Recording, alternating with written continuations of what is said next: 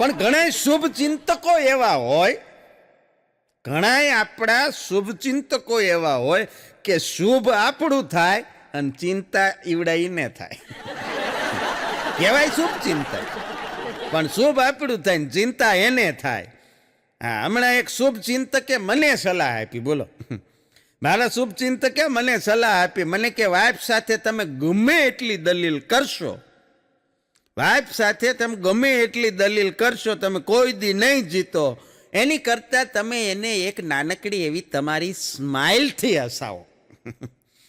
મેં કીધું વાત સાચી છે ને, આમે આ તો આપણા શુભચિંતક છે, ખોટું થોડા કહે. એટલે મેં વળી ઘેરે જઈને ટ્રાય કરી, જ્યાં કામ કરતી હોય ને આડો ઉભો રહીને જરાક સ્માઇલ કરું, જરાક હસો ને એ કામમાં એને હું નડતો તો. હવે એ મને ખબર નહીં, અને એનો મગજ ફાટી ગયો. મને કે હમણાં બહુ ભૂત ચડ્યું, કાં દાંત કાઢવાનું, ઉતારવું જોશે. મેં કીધું આ તો આપણને ધંધે લગાવે.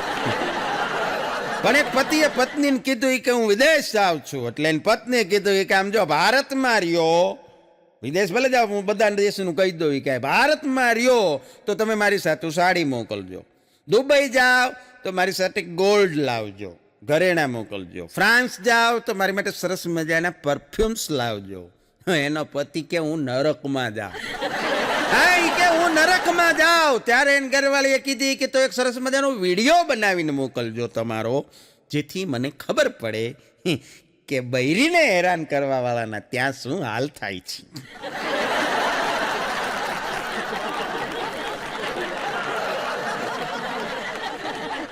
ફોનમાં એક પ્રેમિકાએ એના પ્રેમીને ફોન કર્યો કે હલો, શું કરે છે મારું ગલુડિયું? આ ફોન છોકરાનો એના પપ્પાના હાથમાં, છોકરો હોઈ ગયેલો, એને પપ્પાએ કીધું એ કે બેન ગલુડિયું અત્યારે સૂઈ ગયું છે અને હું એનું કૂતરું બોલું છું. તું મૂકી દે. પણ બહુ સાચી વાત એ છે કે શ્વાસની તકલીફ હોય ને સાહેબ, શ્વાસની, તો એની દવા મળે. શ્વાસની તકલીફ હોય તો એની દવા મળે. બાકી વિશ્વાસની તકલીફ હોય ને એ આખી જિંદગી રજળે, એની દવા ન હોય, એ તો રાખવો જ પડે. એક જણાએ હમણાં ડૉક્ટર સાહેબને પૂછ્યું કે સાહેબ આપણે શું અનલિમિટેડ ખાઈ તોય આપણું વજન ન વધે? બોલો, અનલિમિટેડ ખાવું અને પછી વજન નથી વધારવું? આવા તો અઘરા સવાલ પૂછે. શું આપણે અનલિમિટેડ ખાઈ તો આપણું વજન ન વધે? ડૉક્ટરે માથાના એણે કીધું કે છે ને, છે બકા, એવી ઘણી વસ્તુ છે જે ગમે એટલું ખાઈ તો બી આપણું વજન ન વધે. ઓલો કે પણ સાહેબ કયો તો ખરી. ત્યારે ડૉક્ટરે કીધું કે જો બગાસા ખાવ, છીંક ખાવ, ઉધરસ ખાવ, હિંચકા ખાવ, માન ખાવ, ભાવ ખાવ, માર ખાવ, ધક્કા ખાવ, પૈસા ખાવ, માથું ખાવ. બોલો કે બસ સાહેબ બસ. હા, આ બધું ગમે એટલું ખાવ, અમે તમારું વજન ન વધે. પણ એક જ્યોતિષીએ વર્ષો પહેલા મને કીધું હતું, હા, એસ્ટ્રોલોજિસ્ટ, કે તમારે ડૂબવાની ગાત છે. એટલે જિંદગીના આટલા બધા વર્ષો સુધી હું કૂવા, તળાવ, વાવ, નદી, સરોવર, ટૂંકમાં બધે પાણીથી આગો રહ્યો. મેં કીધું જ્યારે ત્યાં પાસે જાય દરિયે એટલે આપણને યાદ આવી જાય જ્યોતિષની વાત, અહીંયા સાચવવાનું છે. એટલે આટલી બધી સાવચેતી રાખીને હાલો. તો હમણાં 2 વર્ષ પહેલાં કોરોનામાં, એ વખતે નવરા હતા ને, શેર બજારમાં ડૂબ્યો. મૂળ ડૂબવાની ગાત હતી, એને ડૂબવાનું કીધું હતું, એવું નહોતું કીધું પાણીમાં જ ડૂબ. આમાં લીધે આમાં ડૂબ્યા. બોલો. પણ હમણાં એક બહેનોની નવી ડિમાન્ડ આવી. બોલો, હા, મહિલાઓએ હવે એક નવી ડિમાન્ડ મૂકી છે. એ કે આ કુકર છે ને, જે પ્રેશર કુકર, એ સીટી વગાડે ને ત્યારે એવા કુકર બનાવવા જોઈએ કોઈ કંપનીવાળાએ કે સીટીની હારવાર એના નંબરે બોલે, 1, 2, 3. આમાં શું છે કે આપણે વોટ્સએપમાં હોય, ઇન્સ્ટામાં હોય તો ભૂલાઈ જાય છે.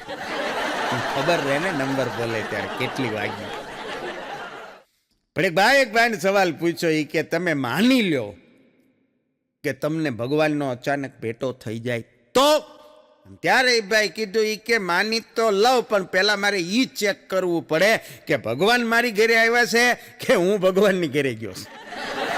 એમાં મારી ઘરે આવ્યા હોય તો કાંઈ વાંધો નથી, પણ આપણે ત્યાં જઈએ તો પછી પાછા આવવાના વાંધા પડે. જીવન ખરેખર ક્યારેય દુઃખ આપતું જ નથી. બહુ મજાની નાનકડી વાત. જીવન ક્યારેય દુઃખ આપતું જ નથી, પણ જીવનમાં લીધેલા અમુક નિર્ણયો એ માણસને હેરાન કરી નાખે છે. સાચા સમયે સાચો નિર્ણય લેવાઈ જાય તો કાંઈ વાંધો જ નથી. હા, પણ અમુક સમયે ખોટા નિર્ણય લેવાઈ જાય તો એમાં બહુ મુશ્કેલી થાય છે. આ લગ્નને એવા જ છે ને, લગ્નમાં ઇલેક્ટ્રિસિટી જેવું છે. જો બે સાચા છેડા છે એ દેવાઈ જાય, એસી ડીસી પાવરના છેડા આવે, જે ઇલેક્ટ્રિક જાણતા હોય, વિદ્યુત વિષયને ખબર હોય, સાચા છેડા દેવાઈ જાય તો કાયમ માટે અંજવાળું. અને જો ખોટા છેડા ભેગા થાય, ભડાકા નિર્ણયો બહુ મહત્વના. પણ શેર બજારની વાત હું આપને કરતો હતો એટલે ફરી બીજી વાત એક યાદ આવી કે શેર બજાર એવી વસ્તુ છે, ખરેખર માણસ ક્યારે એમાં માર ખાઈ જાય કંઈ નક્કી નહીં. અનુભવી છે એ બધાને ખબર હોય. પણ મારા એક મિત્રને મેં પૂછ્યું તું વળી, મેં કીધું હે ભાઈ અત્યારે મેં કીધું શેર બજારમાં શું લેવાય? મને કે ભગવાનનું નામ લેવાય, એમાં બીજું કાંઈ ન લેવાય. પણ વાત નીકળી જ છે શેર બજારની. ત્યારે કવિનું નામ મને ખબર નથી, પણ બહુ સરસ મજાની જેણે લખી એણે બહુ અદ્ભુત રચના છે, સુંદર રચના છે. બે કડી આપને સાંભળવી ગમશે શેર બજારની. કે રૂપિયા મૂકી અને અમે શેર લઈ આવ્યા. રૂપિયા મૂકી અને અમે શેર લઈ આવ્યા, ઊંઘ મૂકી અને ઉજાગરો ઘેર લઈ આવ્યા. કારણ કે ત્યાં રોકી દીધા પછી આપણે જ ઉજાગરો. રૂપિયા મૂકીને અમે શેર લઈ આવ્યા, ઊંઘ મૂકી અને ઉજાગરો ઘેર લઈ આવ્યા. હાથના થશે 70 ને પછી કરશું લીલા લહેર. 7 થશે 70 ને પછી કરશું લીલા લહેર. બની શેખ ચલી અને કાગળિયાનો ઢેર લઈ આવ્યા. હા, ઢગલો કે ભૂરાયો થયો છે આખલો ને કરે છે દોડમ દોડ. ભૂરાયો થયો છે આખલો અને કરે છે દોડમ દોડ. હવે રૂપિયા નહીં રોકી તો લોકો કહેશે વોટ. લે, તમે શેર બજારમાં નથી રોકતા, લોકો કહેશે વોટ. લોક લાજે અમે મોટો લોટ લઈ આવ્યા. લોક લાજે અમે મોટો લોટ લઈ આવ્યા અને મૂકીને ધોતિયું લંગોટ લઈ આવ્યા. માંદો પડી ગયો આખલો, હવે માંદો પડી ગયો આખલો, એને પકડી લીધો ખાટલો. માંદો પડી ગયો આખલો, એને પકડી લીધો ખાટલો. ટેકા માટે અમે કાચ જોડીની શેર લઈ આવ્યા. રૂપિયા મૂકીને અમે શેર લઈ આવ્યા. રૂપિયા મૂકીને અમે શેર લઈ આવ્યા. પણ આપણી ગાડી લઈને આપણે ક્યાંક જતા હોય ને રસ્તામાં ગાડી જો આપણા વાંક વગર કારણ વગર કોકની સાથે ભટકાઈ જાય અને પછી આપણા મોઢામાંથી જે ભાષા નીકળે એ આપણી માતૃભાષા. બાકી બધું ગ્રામર છે. કારણ કે એ વખતે જે નીકળે ને એ જ આપણી સાચી ભાષા હોય. શું હોય એ તો કાંઈ મારે કહેવાની જરૂર નથી. પણ અમારે ભાવનગરમાં હમણાં એક યુવાને બેરોજગારીથી કંટાળી, હાવ નવરો બિચારો, એટલે બેરોજગારીથી કંટાળી અને પછી પંખા ઉપર એક દોરડી બાંધી, રસ્સી બાંધી અને એક ઝાટકે પંખો નીચે ઉતારીને વેચી દીધો. આપઘાત થોડા કરે, જઈને પંખો વેચીને રોકડા કરી જાય. બેરોજગારી કાલ વહી જાય. અને ખરેખર આમ જ હોવું જોઈએ. એમાં કાંઈ હરેરી માણસ ગુજરી જાવે ને આપઘાત કરી લેવાની જરૂર નથી. આ કેવો મોંઘો મનુષ્ય દેહ 84 લાખ યોનીમાંથી ફરી ફરીને આવ્યાથી માણસને મળ્યો હોય અને માણસ નાની નાની વાતોમાં સુસાઇડ કરી નાખે, આપઘાત કરી નાખે. હા, પંખો વેચી દેવાય, ભલામણ રોકડા કરી લેવાય, જે મહિનો ટૂંકો થઈ ગયો. પણ મારો મિત્ર આવે છે અઘો, જે દરેક અમારે હાસ્યના આ વિડીયોની અંદર આવતો હોય છે. મારો પરમ મિત્ર હાસ્યની મને અવનવી અદ્ભુત વાતો આપે.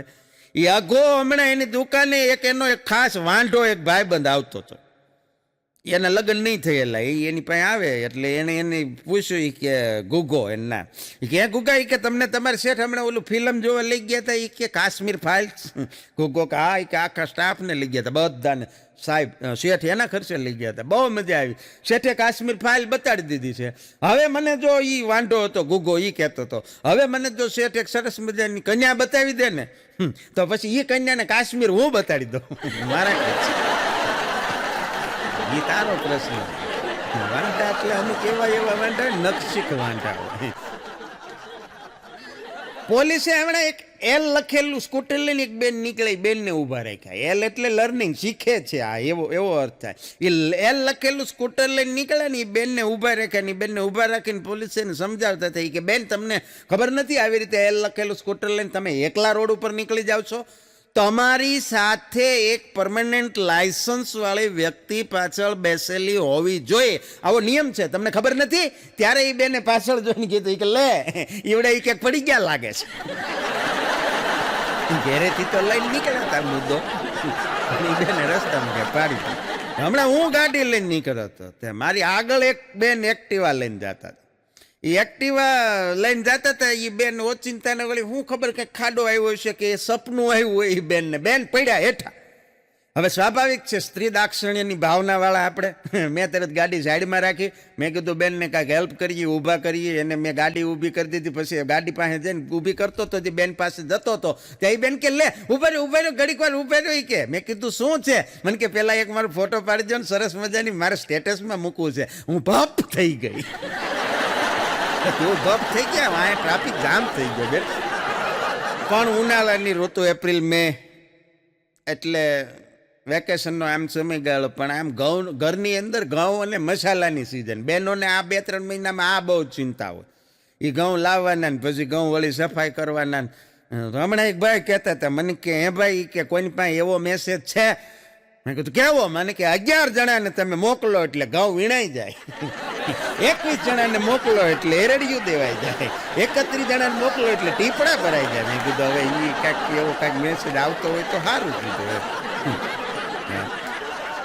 પણ એક ભાઈને એમણે મૂછ છે ને, મૂછ કાળી વાળ ધોળા, મૂછ કાળી વાળ ધોળા. એટલે એક જણે પૂછ્યું કે આમ કેમ? કે આ મૂછ તમારી કાળી ને વાળ હાવ ધોળા થઈ ગયા. એ ભાઈ કે મૂછ છે ને એ વાળ કરતા 18 વર્ષ નાની છે, એટલે એ કાળી છે, વાળ 18 વર્ષ જૂના.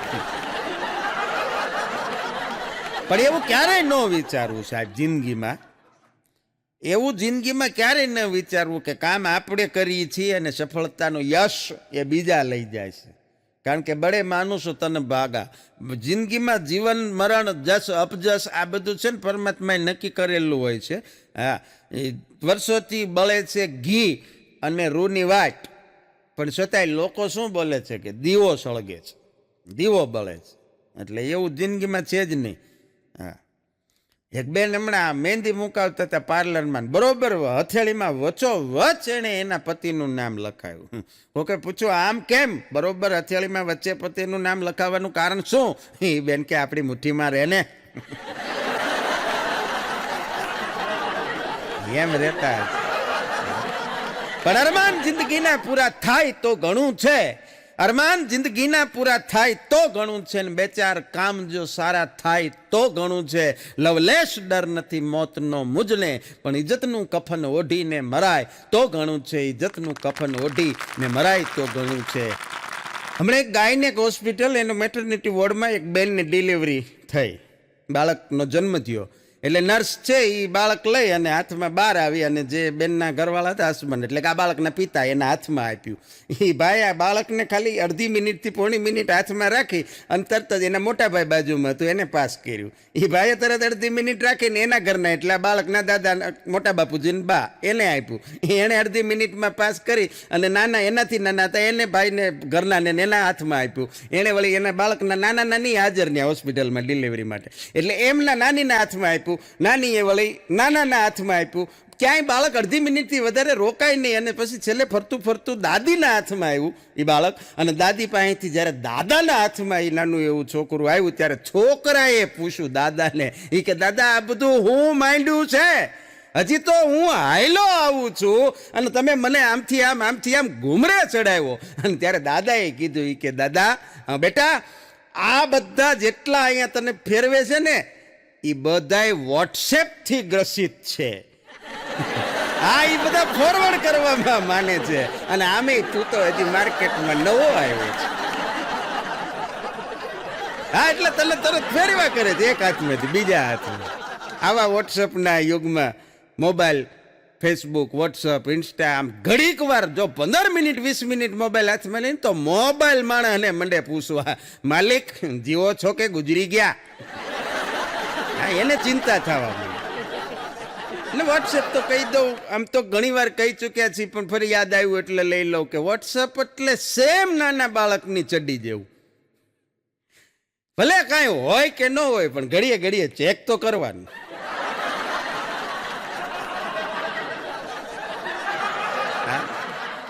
બાકી અમુક લોકોના નંબર ફોનમાં મેન તમે એટલે જ સેવ કરી રાખ્યા હોય કે આનો ફોન આવે ને તો ઉપાડવાનો નથી. ફોન કરવા માટે ન રાખ્યા હોય, ફોન આવી જાય તો આપણને ખબર પડે કે આનો છે, એ રિસીવ નથી કરવાનો. પણ બહુ કડવું સત્ય ઈ છે સાહેબ કે માણસ જ્યારે કામયાબીના શિખર ઉપર હોય ને ત્યારે એ પોતાનાને ભૂલી જાય છે. કામયાબીના શિખરે માણસ જ્યારે પહોંચે ત્યારે પોતાનાને ભૂલી જાય છે, અને એનો એ માણસ જ્યારે બરબાદીની કગાર ઉપર આવીને ઊભો રહે ને ત્યારે પોતાના એને ભૂલી જાય છે. હા, એટલે ગમે એટલા આગળ વધી જાય પણ આ ભૂલાય નહીં. હમણાં બજારમાં મારા ઘરના વળી મને કે હાલો ને થોડીક વસ્તુ લેવી છે, તો એ કે મારી હારે માર્કેટમાં. તે હું માર્કેટમાં ગયો ને એ એક દુકાનમાંથી કંઈ ખરીદી કરતી હતી. હું બહાર ઊભો રહ્યો તો ત્યાં બહાર એક ફેરીઓ ઊભા પોતા વેચે. ઓલા ઊભા આમ આમ નાખીને આમ કરવાના હોય ને, એ ઊભા પોતા વેચે. એટલે એ ફેરિયા એ મારી આજુબાજુમાં ઘણી બધી લેડીઝ હતી, ઘણી બધી બહેનો સ્ત્રીઓ ઊભી હતી, તોય મારી પાસે જ આવીને મને પૂછ્યું, એ કે સાહેબ ઊભું પોતું લેવું છે? ઘડીક તો મને એમ થયો, મેં કીધું સારું ક્યાં સુધી વાત પહોંચી ગઈ છે.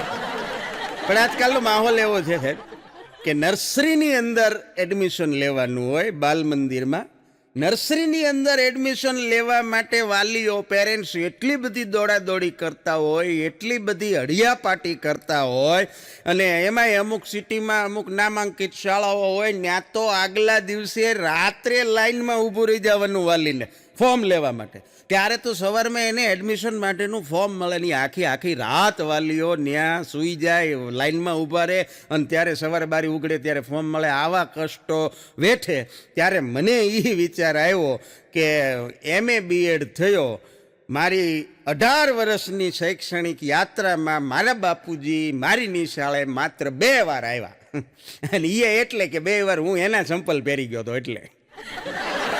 હા, બાકી એને ખબર જ ન હોય ક્યાં ભણતા હતા, શું ભણતા હતા, છતાંય બહુ સારું ભણતા હતા ને સારું જીવન જીવતા હતા. અને અત્યારે મા બાપને કેટલી બધી ચિંતા છે બાળકો માટે. અને એ એડમિશન લઈ લીધા પછી આમ જાણે પેરેન્ટ્સ મિટિંગ તો આ અત્યારના જમાનામાં આવ્યું, અત્યારે બધી આ સિસ્ટમને આ પ્રથાઓ આવી. બાકી અમે ભણતા હતા ત્યારે, અને મારી ઉંમરના જેટલા વિડીયો સાંભળે છે અને અહીં બેઠા છે એ તમામ લોકોને ખબર છે કે ત્યારે પેરેન્ટ્સ મિટિંગ જેવી કોઈ સિસ્ટમ જ નહોતી. સાહેબ જાતે પોતે ઘેરે આવતા, જે ભણાવતા એ સાહેબ પોતે ઘેરે આવે, ઘેરે આવીને ફરિયાદ કરીને માર ખવડાવે રૂબરૂમાં, અને પછી ચા પાણી પીને પાછા વૈયા જાય, નાસ્તો કરીને જાય. બોલો, આવી તો પેરેન્ટ્સ મિટિંગ હતા. અમારા ગામમાં એક નવી બેંકની એક બ્રાન્ચ ખુલી હમણાં. હવે એમાં એક છોકરી બિચારી બહારના સ્ટેટમાંથી હિન્દી ભાષી, મૂળ હિન્દી બોલે, એ ત્યાં નોકરીએ એમને પોસ્ટિંગ થયું એટલે ત્યાં આવી. હવે ગામના જ અમારા એક રવજી બાપાને લોનની જરૂર પડી. બાપા બેંકમાં ગયા, ટાક ટાક ટાક ટાક કરતી લાકડી લઈને ઓલી છોકરી પાસે જઈને કીધું, બેન કે હો બોલો બાપા ક્યાં હે આઈએ. બાપાએ કીધું લોન જોતી, લોન એક 25,000 રૂપિયાની જરૂર છે એટલે લોન જોઈ છે બેટા. એટલે છોકરીએ કીધું એ કે મિલેગી, ક્यों नहीं मिलेगी, लेकिन आपका खाता है? છોકરીએ હિન્દીમાં પૂછ્યું, બાપા ગુજરાતીમાં સમજાય કે ખાતા હે ને બેટા, 3 ટાઈમ ખાતા હે, સવાર બપોર સાંજ ખાતા હે, ક્યારેક તો ભૂખ લાગતી है तो रोंढाई करता है. બોલી છોકરી ગોટે ચડી. એ કે એમ નહીં, ऐसे नहीं पूछती, मैं आपको ये पूछ रही हूँ कि यहाँ इस ब्रांच में आपका खाता है? बापा के लायक तू कहती हो तो कल ત્યાં આયા खाता है, ટિફિન લઈને આવી છે. હા, તારી હટવી લેતો આવી, ગોટે ચડાવી દે. બોલો, કદીક સીધું કદીક આડું, કદીક સીધું કદીક આડું, ચાલ્યું કરવાનું આ ગાડું. આમને આમ જ હાલવાનું છે સાહેબ. કદીક સીધું કદીક આડું, ચાલ્યું કરવાનું આ ગાડું, કર્મની ઘંટી દળતી રહેવાની, ક્યારેક થોડુંક ઝીણું ક્યારેક થોડુંક જાડું. હા, કર્મની ઘંટી દળતી રહેવાની, ક્યારેક થોડુંક ઝીણું ક્યારેક થોડુંક જાડું. સપનાઓને રોકો ત્યાં તો ઈચ્છાઓનું આવતું ધાડું.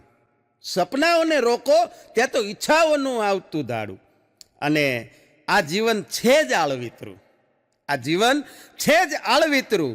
બસ દિલથી થોડુંક જીવી લ્યો, દિલથી જીવી લ્યો થોડુંક. સપનાઓ ઈચ્છાઓનું એવું છે કે હુતા હુતા આવે ને જે એ સપના નથી. હુતા હુતા નીંદરમાં જે આવે એ સપના નથી, પણ સપના એ છે કે જે તમને સુવા ન દે, નીંદરમાંથી જગાડી દે, એનું નામ સપના છે. હા, ની પૂરા કરવા માટે એટલી મહેનત કરવી પડે. ક્યાં સુધીની મહેનત કરવી પડે કે દુનિયાની કોઈ પણ ચીજ વસ્તુ છે ને એ તમને જ્યારે સસ્તી લાગવા માંડે ખરીદવા માટે, ત્યારે સાહેબ સફળતા મળી કહેવાય. હા, કોઈ પણ વસ્તુને તમે ભાવ પૂછ્યા વગર જ્યારે ખરીદી શકો ત્યાં સુધીની મહેનત માગી લે છે સફળતા. એમને એમ નથી સફળ થવાથી. હમણાં એક બેન હવારમાં વહેલા ઉઠીને જોગિંગ કરવામાં, વોકિંગ કરવા માટે નીકળ્યા, વહેલા ફરવા માટે. અને પછી થોડુંક હાલ્યા ને પરસેવે રેપઝેપ થઈ ગયા. પછી એને વિચાર કર્યો કે ઓહો, આ પૃથ્વી કેટલું ફરે છે, પૃથ્વી છે એ કેટલું ફરે છે, તોય કેવી ગોળ મટોળ છે, આમાં ફરવા ગયા કાંઈ ફાયદો નહીં થાય, હાલો પાછા ઘેરે જઈને ગોદડું ઓઢીને હોઈ ગયા. મારા હરખામણી કોની યારે કરી નાખે. એક પતિ પત્ની વચ્ચે જોરદાર ઝઘડો થયો. બે જણા વચ્ચે એવો ઝઘડો થયો, અને જોરદાર ઝઘડો થયો એમાં એ બેન છે એ રીસાઈ ગયા ને એ તો સુટકેસ પેક કરી, એ તો ઉપડ્યા પપ્પાને ઘરે પિયર. પણ પિયર જતા જતા એને એમ થયું કે આજે આને સબક શીખવાડી દેવો છે. એટલે એને રસ્તામાંથી એના હસબન્ડના ફોનમાં મેસેજ કર્યો. મેસેજમાં એણે લખીને કીધું એ કે આમ જો હવે છે ને, હવે આપણે કોઈ દી મળવાના નથી, તમે છે ને તમારા મોબાઈલમાંથી મારો નંબર ડિલીટ મારી દેજો. એના હસબન્ડે સામો રિપ્લાય આપ્યો એ કે તમે કોણ? મેસેજ આવે એ પહેલા એને તો ઉડાડી દીધો, એટલો દખી હોય છે. પતિ પત્ની બેઠા હતા એટલે પતિએ કીધું કે આજે જમવાનું કેમ નથી બનાવ્યું, સવાલ પૂછ્યો એની પત્નીને. એટલે એની પત્નીએ કીધું કે પડી ગઈ હતી ને તે લાગી ગઈ. એનો પતિ કે પણ હું પડી ગઈ હતી, હું લાગી ગઈ. ત્યારે એની ઘરવાળીએ ચોખવટ કરી કે કાંઈ નહીં, હું તકિયા ઉપર પડી ગઈ ને પછી આંખ લાગી ગઈ એટલે ઊંઘ આવી ગઈ. હુઈ ગઈ એમ નથી કહેતી, પણ કહેવતો જૂના જમાનાની પ્રચલિત બહુ સરસ મજાની કહેવતો. આપણે એમ થાય ક્યાં રખા હે, કહેવતમાં ક્યાં રખાય, નામમાં ક્યાં રખા હે. નામનો તો બહુ મોટો મહિમા છે સાહેબ. હા, નામ સમો વડકો નહીં, જપ તપ તીરથ જોધ, નામે પાતક છૂટીએ, નામે નાશે રોગ. નામનો બહુ મોટો મહિમા છે. થોડાક મારે તમને એક્ઝામ્પલ આપવા છે. હા, દાખલા તરીકે નામ હોય હિંમત. કોકનું નામ હોય હિંમત, પણ એ પાછો કૂતરાથી બીતો હોય, ખાલી નામ જ હિંમત હોય. કોકનું નામ હોય ધનસુખ, પણ બિચારાને ધનનું મૂળ સુખ નહીં, જરાય સુખ નહીં. આ તો ગામ પર બિચારો ઊંચી ના માગતો હોય. નામ કોકનું તનસુખ હોય, તનસુખ, તન એટલે શરીર, પણ એ તે કાયમ માંદો રહેતો હોય.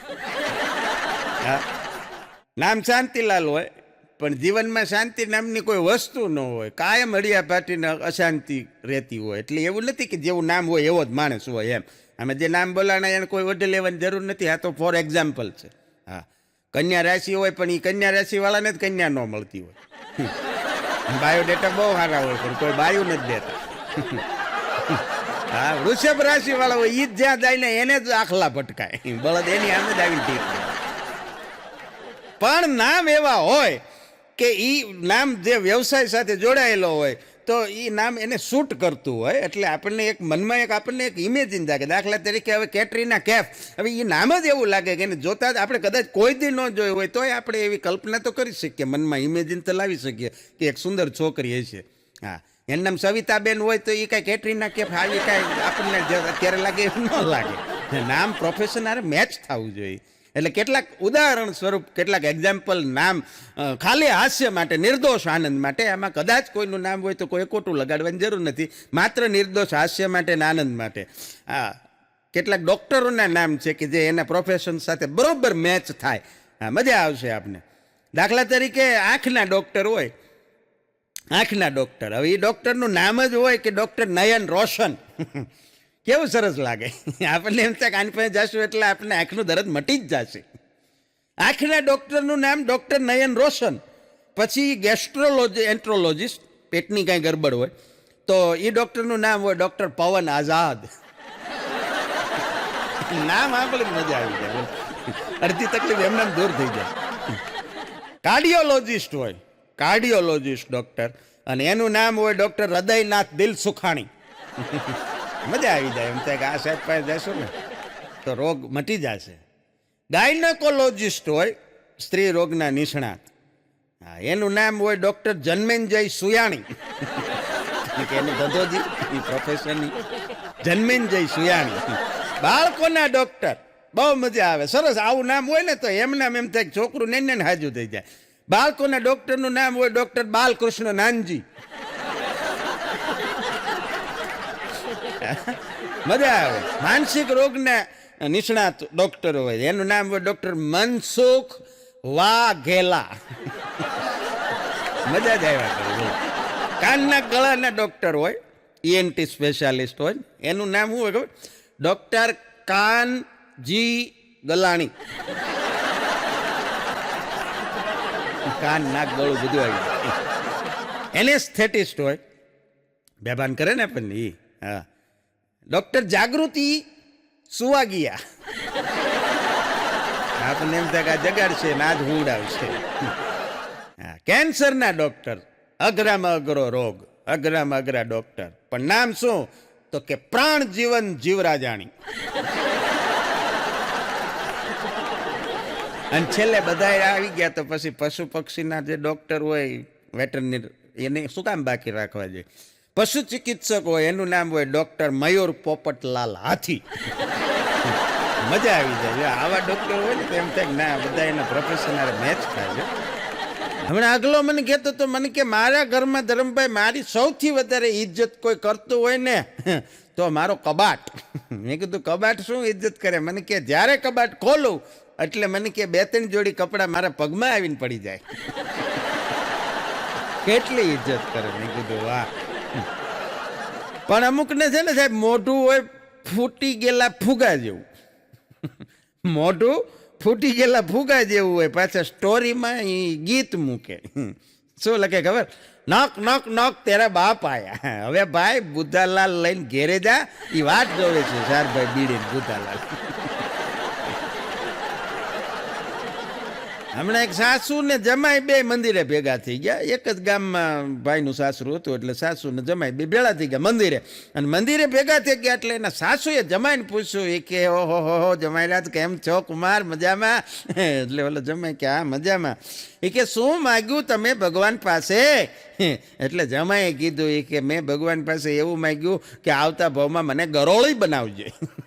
સાસુ કે ઓહો હો એવું શું માગવાનું કારણ? જમાઈએ કીધું કે તમારી સોડી ગરોળી સિવાય બીજા કોઈના બાપથી બીતી નથી, એટલે ભલે મને ગરોળી બનાવે પણ એકવાર એને પીવડાવી છે. પતિ પત્નીનો ઝઘડો ચાલુ હતો, 2 જણાનો ઝઘડો ચાલુ હતો અને પતિએ કહી દીધું પત્નીને કે આમ જો 5 મિનિટની અંદર તારા બોલેલા બધા શબ્દો પાછા લઈ લેજો, 5 જ મિનિટમાં તારા બધા બોલેલા શબ્દો પાછા લઈ લેજે. ત્યારે એની પત્નીએ કીધું કે 5 મિનિટમાં હું બધા શબ્દો પાછા ન લઉં તો એને પતિ કે તો તારે કેટલો સમય જોશે?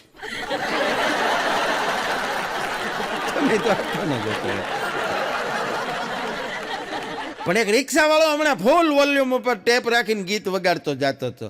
મને લઈ જાને તારી સંગાત, તારા વિના ગમતું નથી. પોલીસ વાળા ઉપાડીને એની સંગાત લઈ ગયા.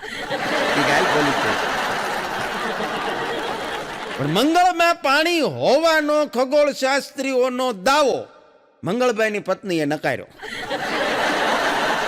એ કે આ વાત જ હાવ ખોટી છે. હે પ્રભુ, તે જે નથી આપ્યું એનો હું અફસોસ ક્યારેય નહીં કરું. ભગવાન પાસે મંદિરમાં ગયા પછી આ સાસુ વહુ તો એ તો એક જોક માટેની માત્ર વાત હતી. પણ હું ને તમે જાય ત્યારે ખરેખર શું માગવું જોઈએ ભગવાન પાસે એની વાત આપણે કરું છું. કે ત્યાં જઈને એટલું કહેવાય કે હે પ્રભુ, તે જે નથી આપ્યું ને એનો હું અફસોસ ક્યારેય નહીં કરું. શું કામ? કે તે મને એવું ઘણું આપ્યું છે કે જેની મેં કોઈ દિવસ કલ્પના પણ નહોતી કરી.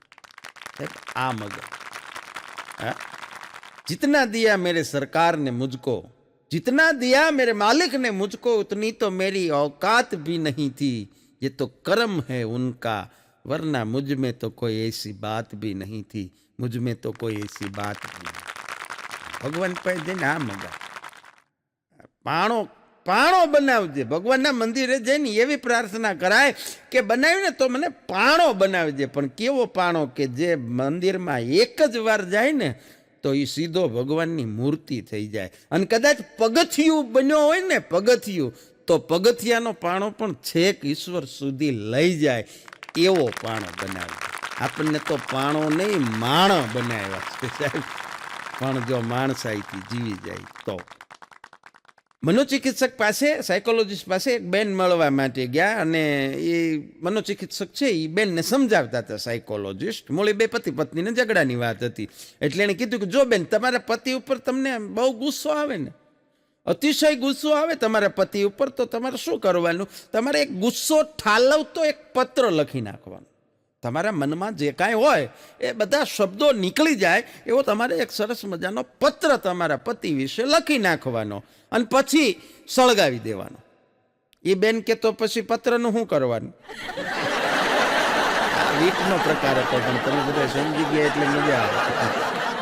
પણ હું તો એમ કહું કે પતિ પત્ની બેયને જ્યારે આવા બહુ ઝઘડા થતા હોય ને તો એણે ખરેખર છે ને પ્રફુલભાઈ સંસ્કૃત ભાષા શીખી લેવાય. દેવ ભાષા, સંસ્કૃત ભાષા એ બે જણા શીખી લે અને પછી ગમે એટલો ઝઘડો થાય, ગમે એટલી જોર જોરથી બે હામા હામી બટાઝટી બોલાવતા હોય, આજુબાજુ વાળાને એમ જ લાગે કે અહીંયા કંઈક પૂજા થતી લાગે, અહીંયા કંઈક હવન થતો લાગે. પણ વિમાનમાં હમણાં બે કપલ મુસાફરી માટે ગયા અને બે પતિ પત્ની, હસબન્ડ વાઈફ, અને પછી થયું એવું કે ત્યાંથી એમને એવું કહેવામાં આવ્યું કે ભાઈ ફ્લાઇટ ફૂલ છે અમારી અને સોરી, અમે તમે બંને કપલને બાજુમાં એક સાથે સીટ નહીં આપી શકીએ. અમારી ફ્લાઇટમાં પહેલેથી ટિકિટો બુકિંગ થઈ ગયેલું છે, અમુક સીટો ખાલી છે. એટલે એના હસબન્ડને કીધું કે તમને મળે છે ટિકિટ 17D અને તમારા વાઈફ માટે મળે છે 27B. આવી રીતે જુદી જુદી સીટો મળશે. એના ભાઈ પતિએ હળુક દઈને કીધું કે તો એના માટે મારે કાંઈ એક્સ્ટ્રા ચાર્જ ચૂકવવાનો છે? એને એટલું જ જોતું. પણ તુરિયા, કાકડી, દૂધી આ બધું જો કડવું હોય ને તો હું તમે ફેંકી દઈ છે. તુરિયા, કાકડી, દૂધી આ બધું જો કડવું હોય તો આપણે ફેંકી દઈએ છીએ. કારેલા કડવા હોય તો પણ લઈને એનું શાક બનાવીએ છીએ. કહેવાનો મૂળ અર્થ એ છે કે મૂળ સ્વભાવથી જો બહાર જાઓ તો ફેંકાઈ જાઓ. તમારો પોતાનો જે મૂળ સ્વભાવ છે એનાથી બહાર જાઓ તો ફેંકાઈ જાઓ. પછી શાકભાજી હોય કે માણસ હોય. અને નોકરી કરતા માણસની જો મોટામાં મોટી કોઈ તકલીફ હોય તો એ છે કે પગાર કોક પૂછે તો પગાર પૂછે ને ત્યારે જો ઓછો કહી તો ચાલું આમ ઇજ્જત ન કરે લોકો. પગાર જો ઓછો કહી તો લોકો ઇજ્જત ઓછી કરે અને જો વધારે કહી તો ઉછી ના માગે. ખબર નથી પડતી કે આમાં ઇજ્જત બચાવવી કે પૈસા બચાવવા. હા, પણ પત્નીઓ બે પ્રકારની હોય છે. અહીં બેઠેલા દરેક પતિ પત્નીને લાગુ પડે છે. પત્નીઓ બે પ્રકારની હોય છે. એક કે જે તમારા વિચારોને સમજે, એક કે જે તમારા વિચારોને સમજે, પ્રેમથી તમારી સાથે વર્તે, ક્યારેય કોઈ પ્રકારની ફરમાઈશ ન કરે. પતિ ગમે એટલો ગુસ્સો કરે તો પણ એને હસતા મોઢે સહન કરી લે, સદાયને માટે હસતી રહે. અને બીજી જે તમારી પાસે ઓલરેડી છે.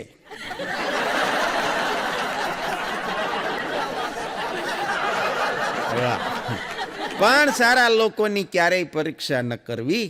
સારા લોકોની ક્યારેય પરીક્ષા ન કરવી, કારણ કે પારા જેવા હોય છે. સારા લોકો હોય ને પારા જેવા હોય છે.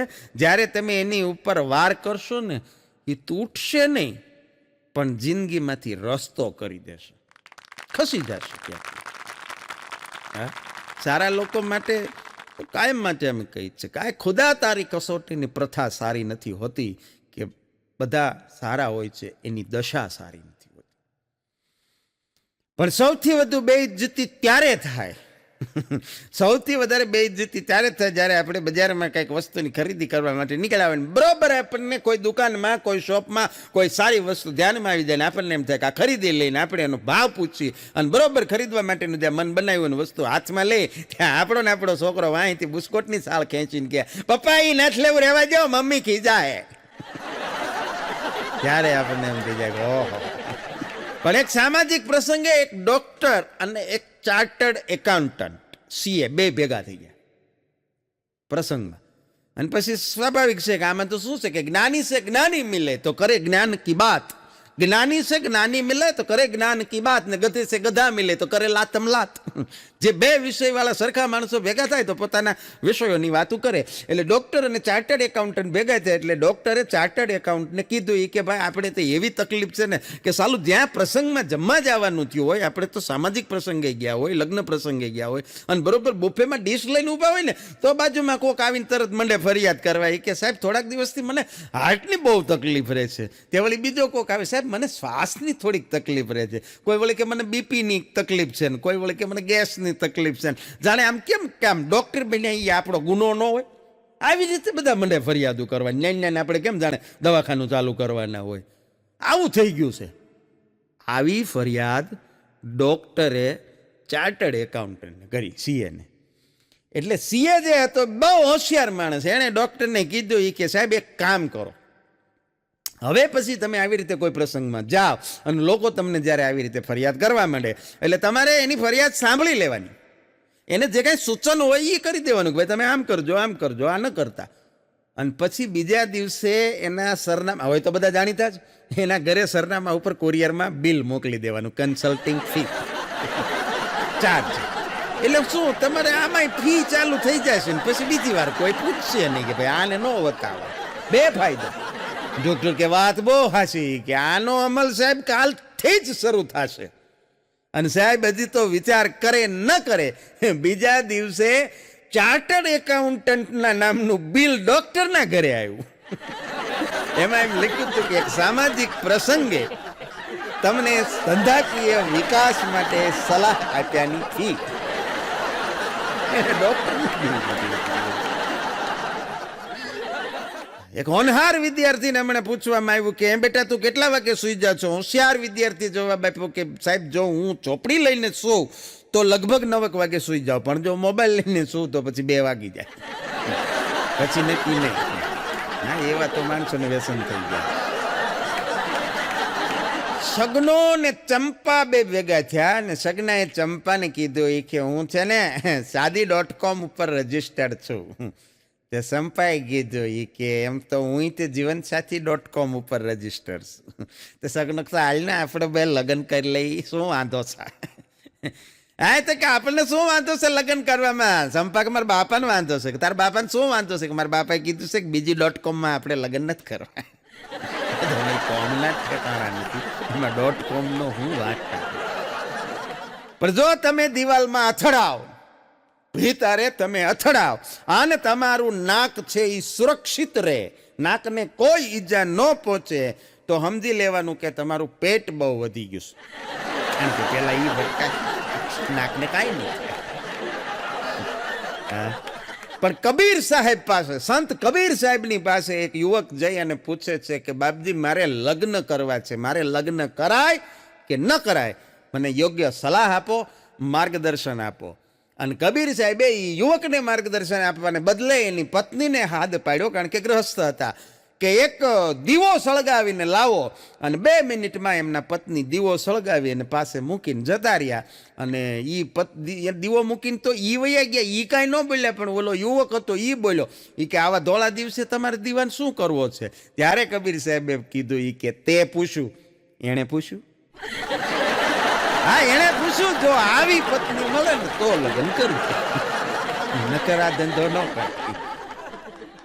પણ મારો મિત્ર અઘો ઘણી વખત મારી યાર પ્રોગ્રામમાં આવે એટલે અવારનવાર પછી હારે આવવા મને ને એટલે એની પછી થોડુંક આમ ઓલું થઈ જાય ને એ કે આવું તમે બોલો એવું તો મને આવડે એ કે પ્રોગ્રામમાં એ કે હું બોલી શકું. મેં કીધું રહેવા દે, આ બહુ અઘરું છે, આ એમ નથી બોલાતું. કારણ કે પ્રિય બોલવું સજનતા અને દાતારી સુરપંથ થઈ તાં અભ્યાસે ના મિલે વો તો બિના કૃપા ભગવંત. મને કે એ બધી વાતો બાકી હું બેહારો માઇક ઉપર એટલે મને કે હું ફફડાટી બોલાવું કે આમ જો કે ભૂકા કાઢી નાખું. મેં કીધું એમ નો ભૂકા નીકળે, તું રહેવા દે. અને એક દી બરોબર ઘરનો ડાયરો હતો, બધું ઓડિયન્સ બધું જાણીતું હતું. મેં કીધું ઓડિયન્સમાં બધા એને ઓળખતા હતા. મેં કીધું અઘો કાયમ કીધા કરે કે હું બોલું તે ઓલા બધા આજ તો એને બેહારો જ તે. અઘો આવી ગયો બિહટમાં, નકોસામાં આંગળી આવી ગઈ, ઓલા કે એને બેહારો જ તે. અને માઇક પાસે બેસાડ્યો અગાને, અગાએ શરૂ કર્યું. સીધું બધાની સામે જોઈને કીધું કે હું આજે શું બોલવાનો છું તમને બધાને ખબર છે? ઓડિયન્સમાં બેઠા હતા એને ક્યાં જ ખબર હોય? એ બધા કે ના. અગો ઊભો થઈ ગયો એ કે તમને ખબર જ નથી તો પછી મારે શું બોલવું? થોડીક વાર પ્રોગ્રામ આવ્યો તો બીજા બધાએ કીધું કે આને પાછો બેહારો તો ખરો જ, આજ બહુ આજ પાવર કરે ને. થોડીક વાર પછી પાછો બેહાર્યો એટલે પાછો અગાય માઇક પાસે આવીને બધાને પૂછ્યું ઓડિયન્સને હું શું બોલવાનો છું તમને બધાને ખબર છે? ઓલા બધાએ કીધું કે ગઈ વખતે ના પાડી હતી ને ઊભો થઈ ગયો હતો. એ બધા કે હા ત્યાં ઊભો થઈ ગયો એ કે તમને ખબર જ છે પછી મારે શું બોલવું? 2 વાર આવું થયું. ફરી પાછો અમે પ્રોગ્રામ આગળ ચલાવ્યો બીજા કલાકારોએ. અને પછી ત્રીજી વખત છેલ્લે ભેરવી સમયે હાવ પ્રોગ્રામ પૂરો કરતા ટાણે ઓડિયન્સમાંથી બધા કે એક ટ્રાય અગાની મરાવી લ્યો. મને કે બેહારો. ફરી પાછો અગાને બેહાર્યો અને પછી અગાએ પૂછ્યું હું શું બોલવાનો તમને બધાને ખબર છે? તે અડધા કે હા, અડધા કે ના. અગાએ કીધું કે આમાં અડધાને ખબર છે ને અડધાને નથી ખબર. તો જેને ખબર છે એ જેને નથી ખબર એને કહી દેજો. જય શ્રી રામ.